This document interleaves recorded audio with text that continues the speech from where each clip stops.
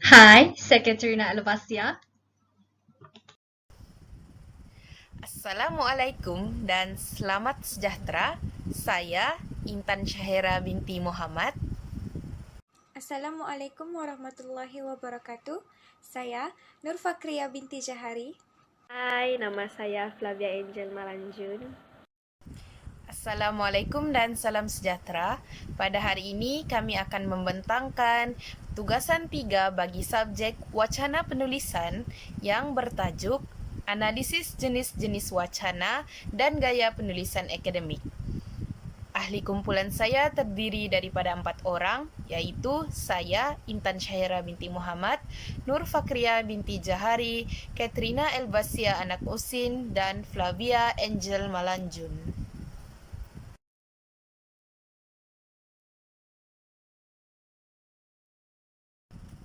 Kami telah menganalisis hasil kerja Nur Fakriyah binti Jahari yang bertajuk Bagaimana Elemen-Elemen Profesionalisme Keguruan dan Pembelajaran Sepanjang Hayat dapat menangani cabaran dan isu profesionalisme perguruan semasa.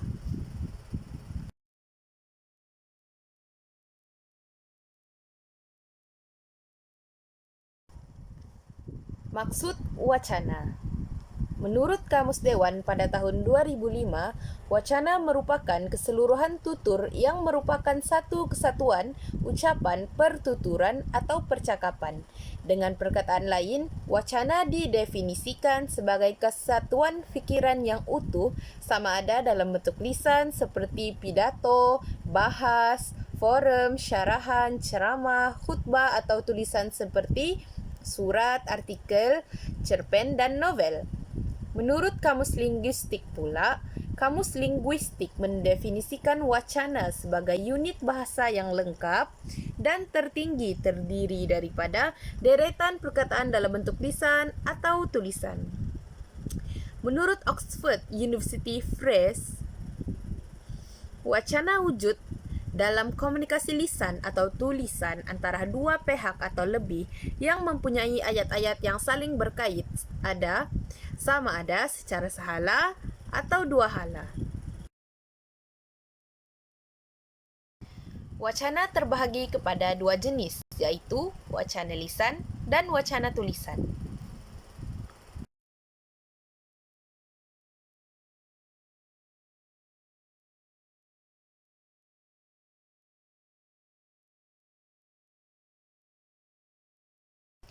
Wacana lisan dihasilkan secara lisan, secara langsung antara penutur dan pendengar, bersifat spontan, terdapat pengaruh dialek dan pantang larang, contohnya perbualan harian, temu ramah, ucapan, khutbah, siaran televisyen dan radio, ekspresi wajah, nada suara, dan gerak badan digunakan semasa menyampaikan.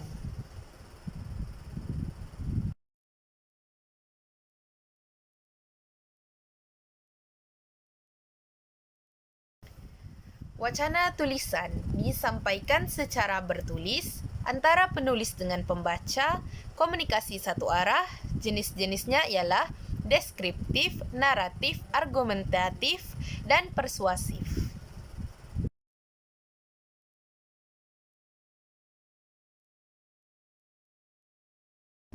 Jenis-jenis wacana tulisan yang pertama ialah deskriptif, yaitu menggambarkan sesuatu dengan jelas dan terperinci berdasarkan fakta-fakta yang dilihat. Yang kedua ialah persuasif, merupakan ajakan kepada orang lain untuk melakukan sesuatu seperti yang diharapkan oleh penulis. Yang ketiga adalah argumentatif, yaitu memperkuat idea atau pendapat penulis, memberi hujahan serta bukti yang kukuh. Akhir sekali ialah naratif, mengisahkan sesuatu peristiwa secara berturutan berdasarkan turutan kejadiannya. Pada hari ini saya akan membentangkan contoh jenis-jenis wacana dan juga penanda wacana dalam penulisan ilmiah yang telah kami pilih. Bentar tadi kawan saya telah menerangkan jenis-jenis wacana yaitu wacana naratif, wacana persuasif, wacana deskriptif, dan juga wacana argumentatif.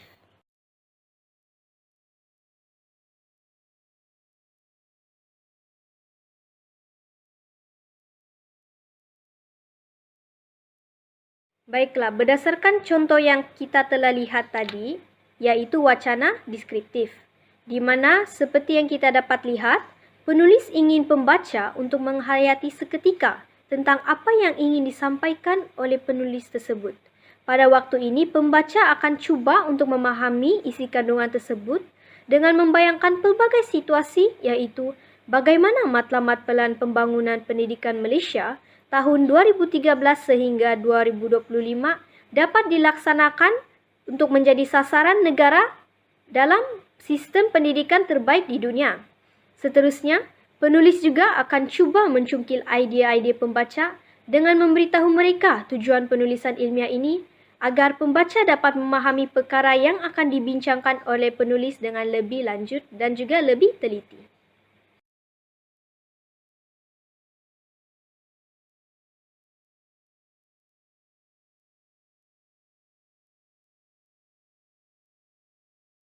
Baiklah, seperti contoh yang kita lihat yang telah dipaparkan pada skrin sebelum ini, kita dapat melihat bahawa penulis ingin pembaca untuk mengetahui tentang konsep profession menurut tokoh-tokoh. Wacana ini telah berlaku kerana adanya tokoh untuk menyatakan fakta-fakta mengenai pemahaman mereka, iaitu profesionalisme. Selain itu, penulis juga ingin memberitahu pembaca apakah maksud profession sebelum beliau melanjutkan lagi perkara tersebut dalam perbincangan yang seterusnya.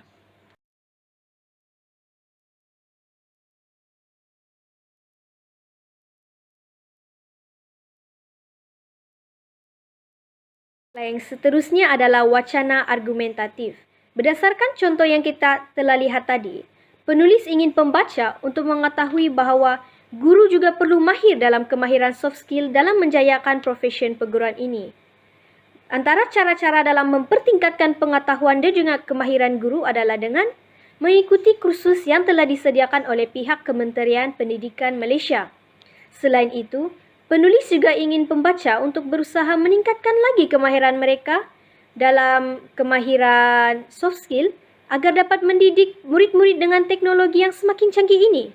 Contohnya, penggunaan LCD, melayari internet untuk mencari maklumat dengan mudah dan juga sebagainya. Dalam wacana argumentatif ini, penulis ingin pembaca untuk mengetahui tentang kesan-kesan yang dapat memberi kepada mereka dalam menjayakan profesion perguruan ini.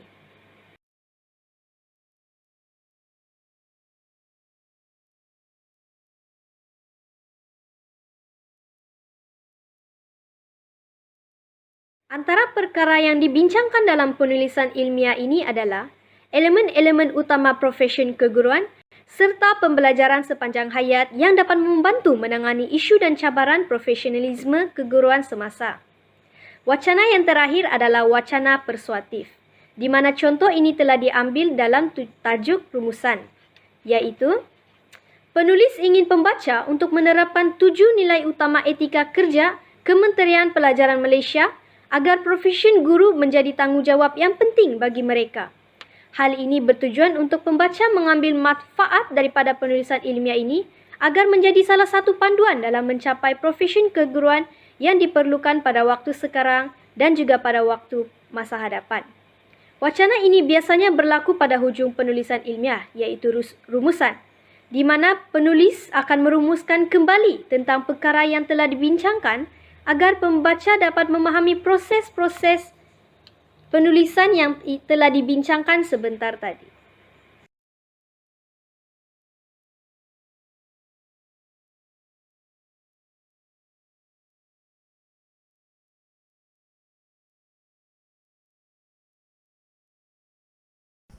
Ciri-ciri wacana terbahagi kepada 5. Yang pertama, mempunyai tujuan. Suatu wacana yang utuh mesti mempunyai tujuan. Tujuan ini adalah untuk menentukan penggunaan untuk larangan atau suruhan. Sesuatu suruhan mempunyai penggunaan yang berbeza, iaitu rentetan struktur dan idea yang berbeza. Larangan memerlukan kata larang seperti jangan dan usah, keterangan menggunakan ayat penyata. Hubungan penutur dengan pendengar. Wacana yang utuh perlu berdasarkan hubungan antara penutur dan pendengar dalam bahasa lisan, manakala penulis dengan pembaca dalam bahasa tulisan. Jika maklumat yang dimiliki oleh penutur dan pendengar, penulis pembaca ini luas, maka wacananya lebih pendek. Jika maklumat tersebut terhad, maka wacananya lebih panjang. Hubungan penutur dalam masyarakat. Hubungan penutur dengan masyarakat dapat menentukan gaya wacana seperti spontan dan tidak spontan, mempunyai pengaruh dialek sosial atau geografis, menunjukkan kewujudan patang larang seperti hubungan penutur dalam masyarakat mempengaruhi susunan frasa dalam ayat, susunan atur ayat, dan juga kepanjangannya. Mempunyai susun atur bermaksud sesuatu wacana itu boleh disusun atur berdasarkan waktu, tempat, keutamaan, sebab, dan akibat. 15 bentuk hubungan dapat dilihatkan melalui kesatuan wacana, antaranya ialah hubungan sebab akibat, hubungan alasan akibat, hubungan kelonggaran hasil, hubungan syarat hasil, hubungan aditif waktu, hubungan aditifikasi. Akhir sekali, mempunyai maklumat baharu. Setiap ayat mempunyai maklumat baharu yang tidak terdapat dalam ayat sebelumnya. Ayat tidak mempunyai kesinambungan atau pertautan tidak boleh dianggap sebagai satu wacana yang bagus. Setiap maklumat yang terdapat dalam ayat perlu menunjukkan kesinambungan dan pertautan antara satu dengan yang lain.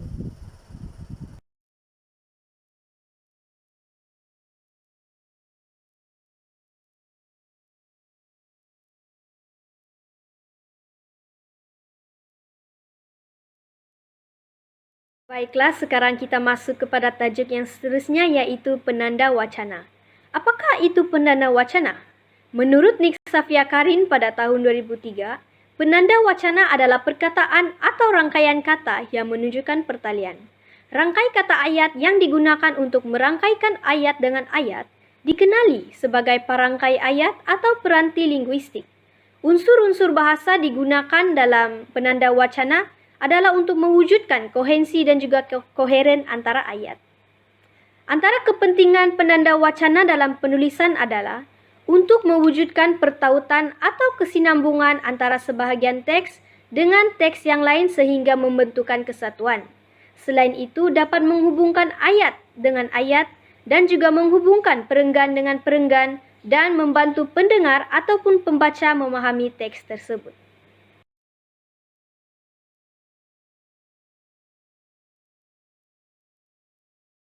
Terdapat 3 jenis penanda wacana, yaitu penanda kronologi, penanda organisasi, dan juga penanda idea. Namun, penanda wacana yang sering digunakan dalam penulisan ilmiah ini adalah penanda organisasi dan juga penanda idea.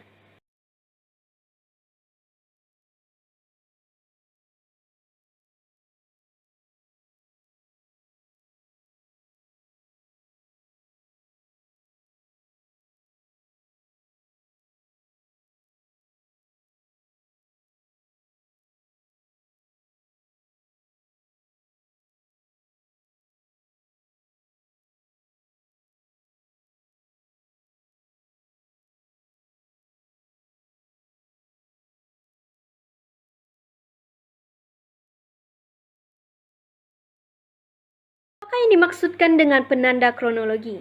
Di mana ia adalah satu persoalan berkaitan waktu. Definisi kronologi adalah susunan peristiwa ataupun kejadian menurut masa biasanya berlaku dalam peristiwa berkenaan. Contoh-contoh penanda wacana adalah seperti kini, lantas, mula-mula, lepas itu, semenjak itu, dan sebagainya.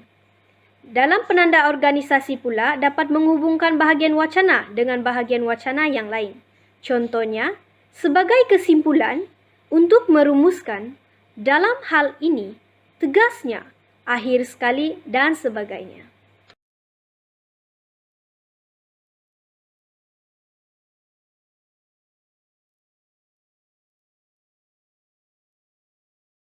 Masuk dalam penanda idea di mana dapat menghubungkan fakta dengan fakta, idea dengan idea yang lain, yaitu terbahagi kepada 3 bentuk, di mana proses pertama adalah mengembangkan idea, yang kedua menunjukkan pertentangan idea, dan yang ketiga adalah menunjukkan hubungan antara sebab, akibat, dan tujuan syarat.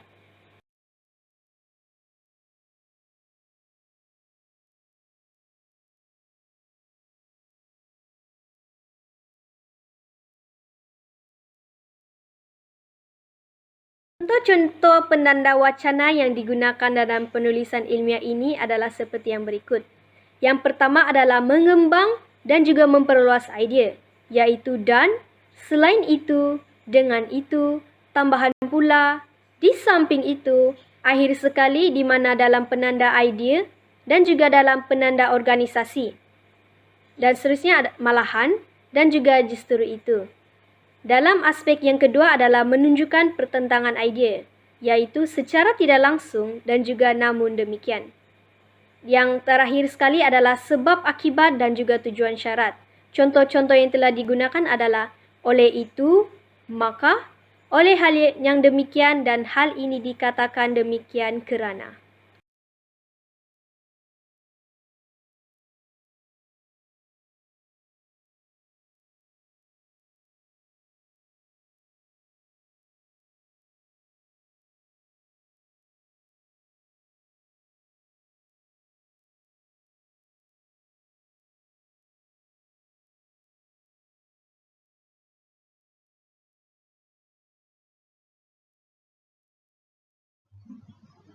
Baiklah, seterusnya saya akan membentangkan tentang isi ringkasan artikel yang telah disediakan.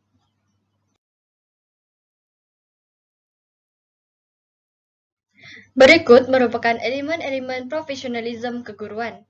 Terdapat 2 elemen profesionalisme keguruan, yaitu nilai dan etika, pengetahuan dan kemahiran.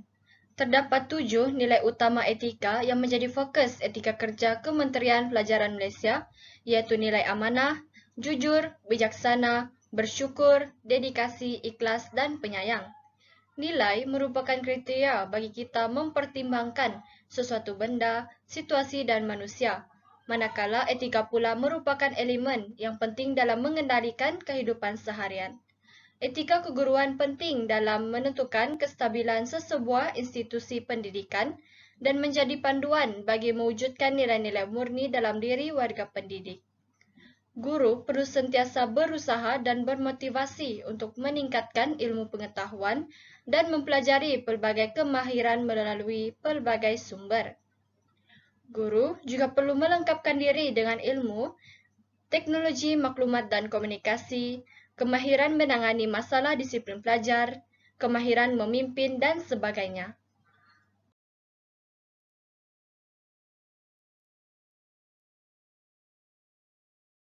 Berikut merupakan isi ringkasan bagi pembelajaran sepanjang hayat.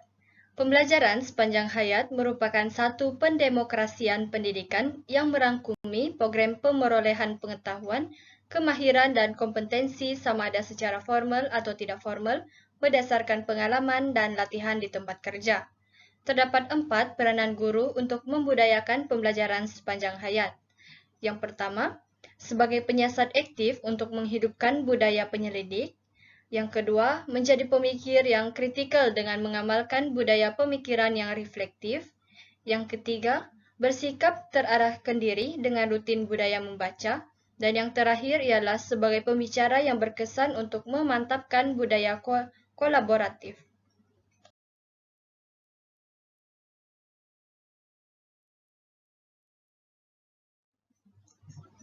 Baiklah, yang seterusnya ialah kepentingan permufakatan komuniti dalam pendidikan.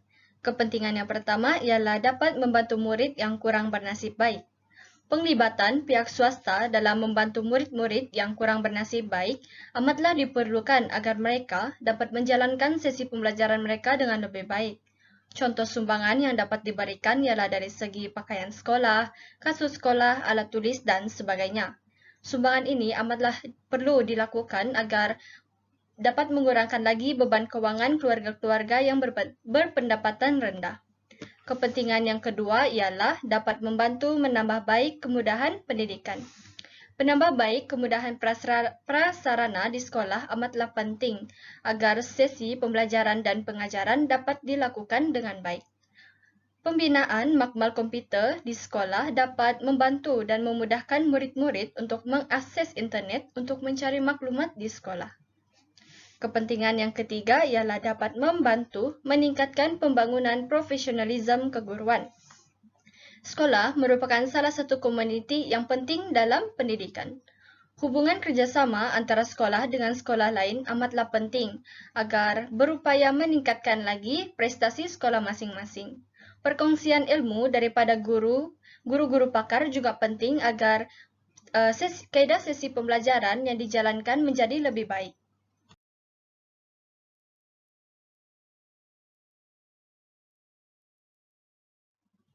Baiklah, yang seterusnya ialah ringkasan isi bagi isu dan cabaran profesionalisme keguruan semasa.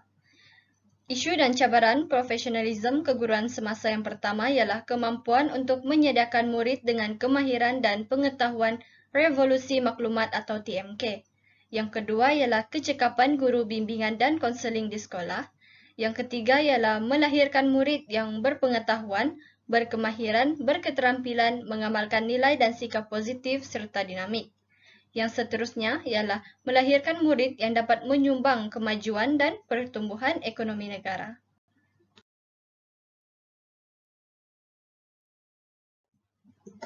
Seterusnya, kami akan membincangkan tentang konsep kejelasan dan gaya penulisan.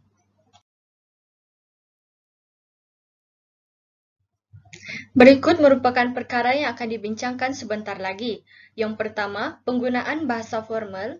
Yang kedua, penulisan secara objektif dan penulisan ayat yang jelas.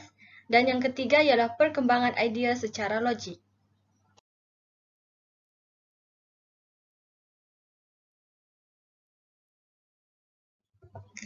Yang pertama sekali, perkara yang akan saya bentangkan ialah mengenai penggunaan bahasa formal dalam artikel.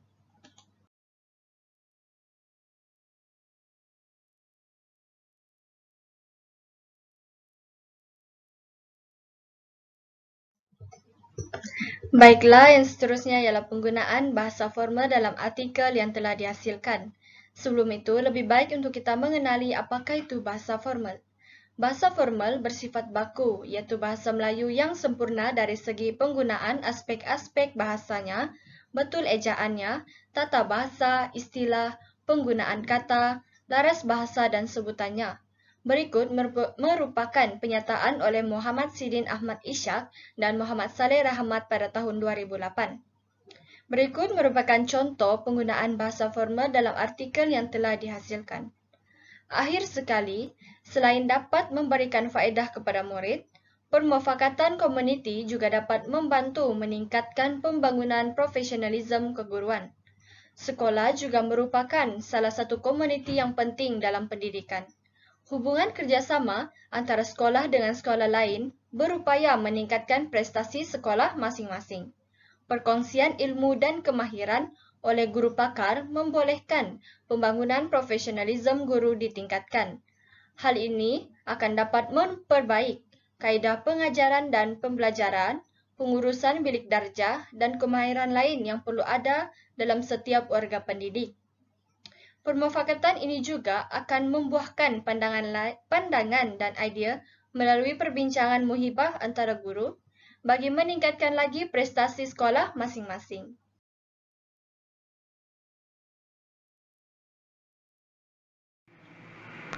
Saya, Nur Fakria binti Jahari akan meneruskan pembentangan ini dengan membentangkan penulisan secara objektif dan penulisan ayat yang jelas serta perkembangan idea secara logik.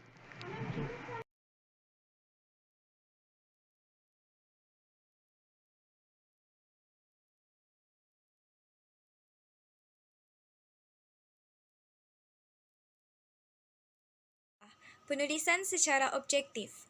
Penulisan secara objektif merupakan satu penulisan yang mempunyai laras bahasa tersendiri yang bertujuan untuk menyampaikan kebenaran ilmu secara logik dan objektif. Penulisan secara objektif juga menekankan fakta konkret, di mana fakta-fakta yang disampaikan perlu disokong dengan data dan bukti yang kukuh.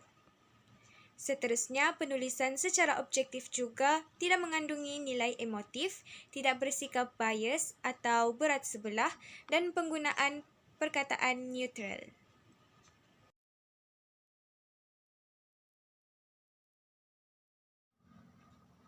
Contoh tersebut merupakan contoh bagi penulisan secara objektif kerana ia menggunakan laras bahasa yang tersendiri. Setiap fakta-fakta yang dikemukakan juga diambil daripada sumber yang sahih.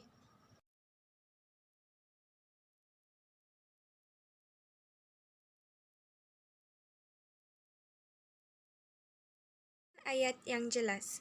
Kejelasan ayat dalam sesuatu penulisan akademik sangat penting untuk diberikan perhatian supaya mudah difahami dan tidak mengelirukan pembaca. Penulisan ayat yang jelas juga perlu mengekalkan isi utama, fokus kepada mesej yang cuba disampaikan, mensasarkan kepada kumpulan tertentu, penggunaan istilah yang positif dan penggunaan laras bahasa yang formal. Elakkan daripada menggunakan bahasa selanga dalam penulisan akademik kerana ia akan mengelirukan pembaca yang tidak biasa dengan bahasa tersebut. Berikut merupakan contoh bagi penulisan ayat yang jelas kerana ayat yang digunakan mudah difahami dan tidak mengelirukan pembaca. Setiap huraian juga masih fokus kepada idea utama dan penulisan agak menarik, serta laras bahasa yang digunakan merupakan laras bahasa yang formal dan tidak menggunakan bahasa selanga dalam penulisan tersebut. Kita teruskan lagi pembentangan dengan bahagian yang terakhir iaitu perkembangan idea secara logik.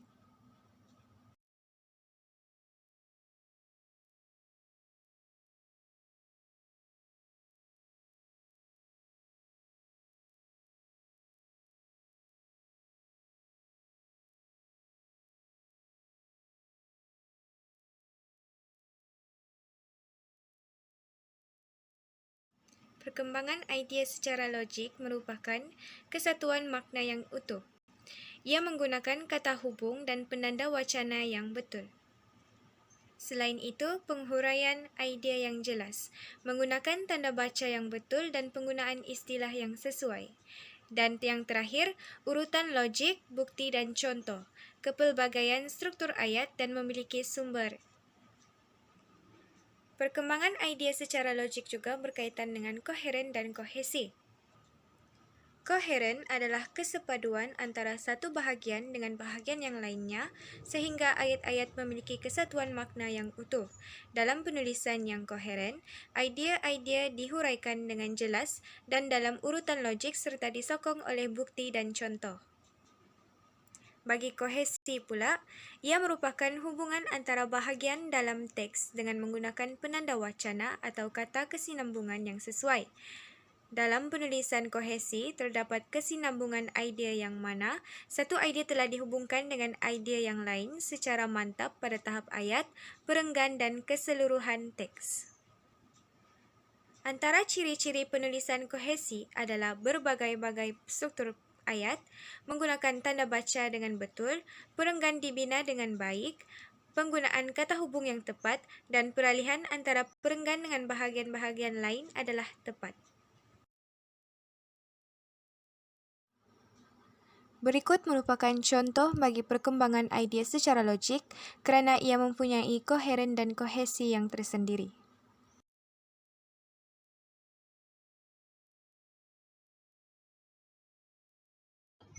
Sekian saja daripada kumpulan kami. Terima kasih.